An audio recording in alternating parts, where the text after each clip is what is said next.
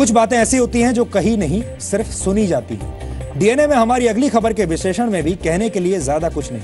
हालांकि इस खबर में सुनने के लिए कई मजेदार और कई विस्फोटक बातें हैं। अक्सर राजनीति को एक गंभीर विषय समझा जाता है, लेकिन कभी कभी विरोधियों पर वार करते हुए हंसी मजाक की गुंजाइश भी बन जाती है। कल लोकसभा में राहुल गांधी अपने विरोधियों को पॉलिटिकल चैलेंज के साथ साथ लाफ्टर चैलेंज देते हुए भी दिखाई दे रहे थे। हालांकि आज जब प्रधानमंत्री नरेंद्र मोदी ने संसद की पिच पर बल्लेबाजी करनी शुरू की तो उन्होंने ऐसे जुबानी शॉट्स खेले जो बाउंड्री पार करके सीधे राहुल गांधी और सोनिया गांधी को चुभ गए। नरेंद्र मोदी ने राहुल गांधी, उनके राजनीतिक परिवार और कांग्रेस पार्टी को चुन चुन कर आज जवाब दिए। आज हमने खास तौर पर आपके लिए लोकसभा में राहुल गांधी और प्रधानमंत्री नरेंद्र मोदी के बीच हुए शब्दों के इस महायुद्ध के हाइलाइट्स तैयार किए हैं, जिन्हें आज आपको जरूर देखना चाहिए। मोदी जी आए, राहुल गांधी जी आ गए। नमस्कार, बहुत बहुत धन्यवाद। भैया मैं आरएसएस का नहीं हूँ, मैं गलतियां करता हूँ। ऐसे तेजस्वी सांसद है, मैं सब कुछ जानता नहीं हूँ, सब कुछ समझता नहीं हूँ। उनको सुनना, उनके विचार अपने आप में एक बहुत बड़ी एसेट है। और बीच में मैं ऐसे हिला, एक और सही, परसों ताजगी भरी हवा। गलती कर दी, सही बात। सर झुका करके आपका आदर करता हूँ। मोदी जी की फेयर एंड लवली योजना आई है। मैं जानता हूँ। अरे बोलने दो भाई। नए एमपी रुचि ले रहे हैं। जहाँ देखो, इंटरनेट में देखो बब्बर शेख, कितने शानदार विचार रखते हैं जी। टीवी में देखो बब्बर शेख, बहुत स्टडी करके मनरेगा चीजें समझने में बड़ा समय जाता है। अच्छी बात बोली, तो ऐसे थोड़ा मार दीजिए हाथ। आप कुछ बातें ऐसी हैं, थोड़ा सा मार दीजिए। अब आपकी बात सही है। स्पीकर मैडम, उम्र तो बढ़ती है लेकिन समझ नहीं बढ़ती है। सॉरी। कुछ लोग मनोरंजन भी करवाते हैं। It's gone। ये आपकी तो देन है। बड़े पावरफुल आदमी है नरेंद्र मोदी जी। मैं आपके साथ 1000% सहमत हूँ। सुनने क्या बैठिए।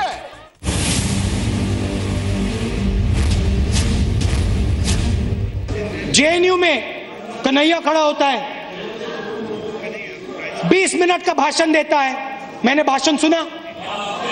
20 मिनट में उसने हिंदुस्तान के खिलाफ एक शब्द नहीं कहा। उसको आप अरेस्ट करते हो। सार्वजनिक जीवन में हम सब लोग आंसरेबल हैं। कोई भी व्यक्ति हमें सवाल पूछ सकता है, पूछने का उसका हक है। लेकिन कुछ है जो जवाबदेह नहीं है, नहीं कोई उनको पूछने की हिम्मत करता है, नहीं उनको कुछ कहने की किसी की ताकत है। मैं घटना का सिर्फ जिक्र करना चाहता हूं, अर्थ आप लोग लगाइए। रशिया के राष्ट्र प्रमुख श्रीमान खुर्शचेव जब स्टालिन की मृत्यु हो गई, वो उनके साथी थे, तो स्टालिन की मृत्यु के बाद ये जहां जाते थे खुर्शचेव स्टालिन की बड़ी आलोचना करते थे। तो एक बार एक सभागृह में खुर्शचेव अपनी बात बता रहे थे और स्टालिन को उन्होंने जम करके अपना ही पूर्व के नेता को उनकी मृत्यु के बाद बहुत कोसा। एक नौजवान खड़ा हो गया पीछे से, उसने कहा, मिस्टर खुर्शचेव, मैं आपसे सवाल पूछना चाहता हूं। बोले, आप स्टालिन को इतनी गालियां दे रहे हो, इतना बदनाम कर रहे हो, उसके विरुद्ध जब वो जिंदा थे आप उनके साथ काम करते थे, तब आपने क्या किया? और कुछ पल के बाद खुर्शचेव ने कहा, जिसने सवाल खड़ा किया है वो जरा खड़े हो जाओ। वो खड़े हो गए। उन्होंने कहा, तुम्हें जवाब मिल गया? तुम जो आज कर पा रहे हो, स्टालिन के जमाने में मैं चाहता था लेकिन नहीं कर पाता था। और इसलिए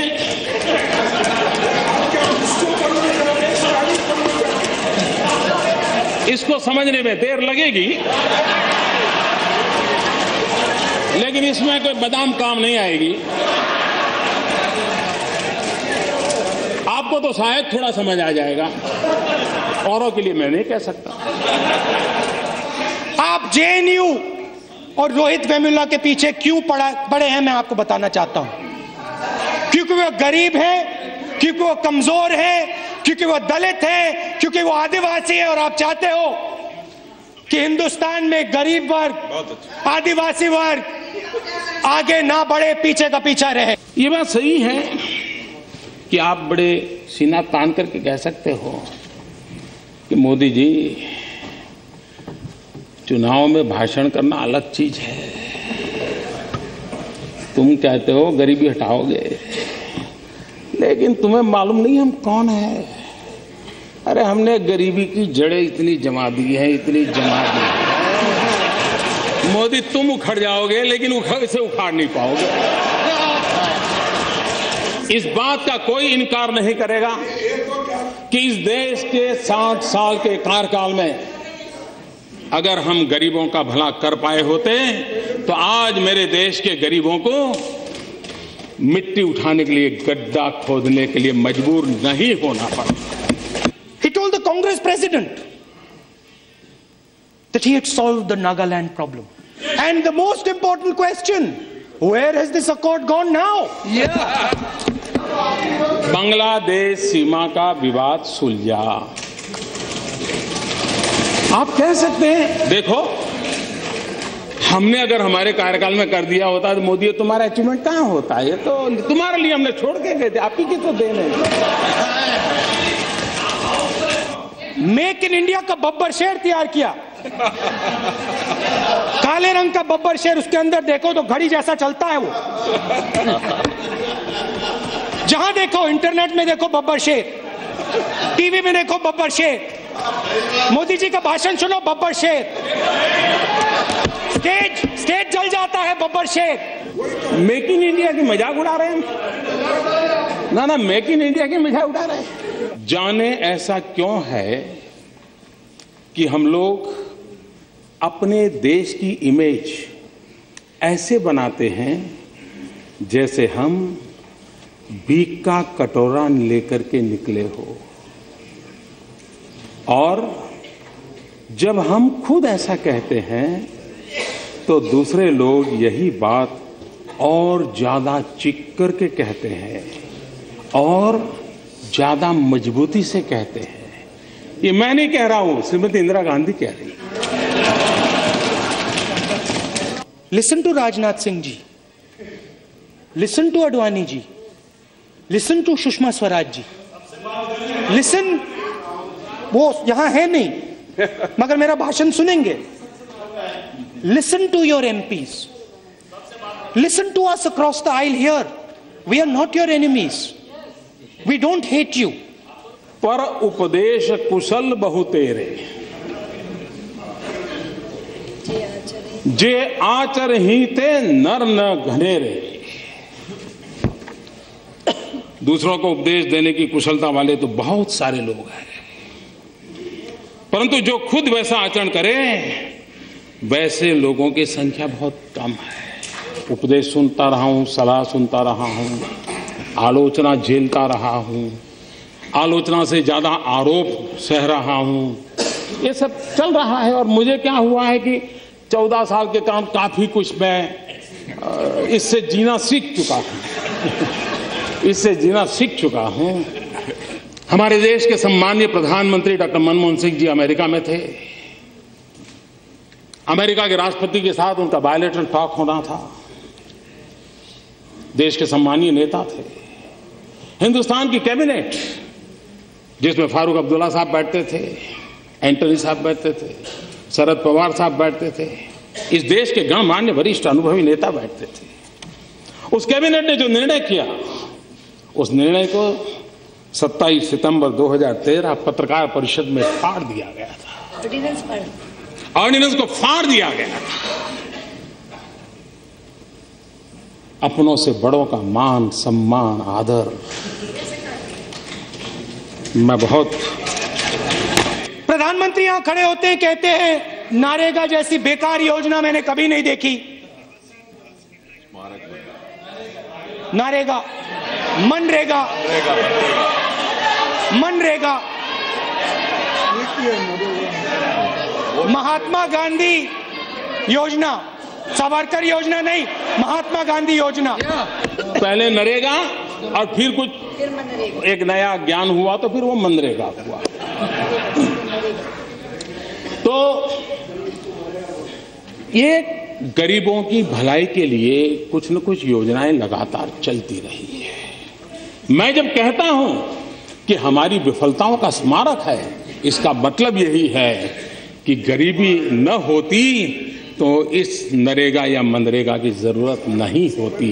लेकिन यह सच्चाई है और मैंने आकर के देखा कि ऐसी गरीबी की जड़ों को जमा दिया गया है कि उसको उखाड़ फेंकने के लिए मुझे भारी मेहनत करनी पड़ रही है। देखो भैया, आपके बीच में और हमारे बीच में एक बात आप समझ लो,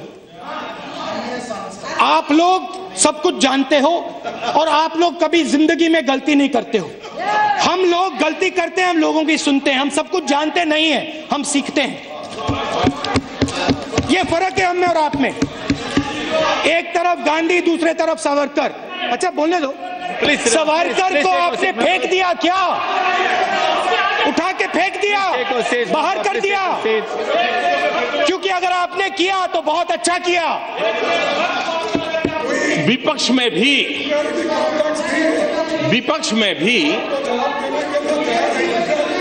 में भी ऐसे होनहार सांसद है, ऐसे तेजस्वी सांसद है, और मैं मानता हूं उनको सुनना, उनके विचार अपने आप में एक बहुत बड़ी एसेट है। लेकिन अगर सदन चलेगा तो उनको बोलने का अवसर मिलेगा। अगर वो बोलेंगे तो बहुत उनकी जय जयकार होगी। तब हमारा क्या होगा, ये चिंता सता रही है। कुछ लोगों को उम्र तो बढ़ती है लेकिन समझ नहीं बढ़ती है, तो समझने में बड़ी देर लगती है। कुछ लोगों का ऐसा रहता है और इसलिए चीजें समझने में बड़ा समय जाता है। कुछ लोग तो समय बीतने के बाद भी चीजें समझ नहीं पाते। जैसे ही कोई खास काम आगे बढ़ता है, 100 कारण बताए जाने लगते हैं कि ये काम क्यों नहीं करना चाहिए। मुझे लगता है कि एक मजबूत और ऊंची दीवार ने हम सबको चारों तरफ से घेर के रखा है। कितनी सटीक बात है। ये 1968 में इंदिरा गांधी ने कही थी। मोदी जी की फेयर एंड लवली योजना आई है। बोलने दो भाई, बोलने दो। मोदी जी की फेयर एंड लवली योजना आई है। काले पैसे को आप गोरा कर सकते हो। अरुण जेटली जी के पास जाइए, टैक्स दीजिए और अपने पैसे को सफेद कर दीजिए।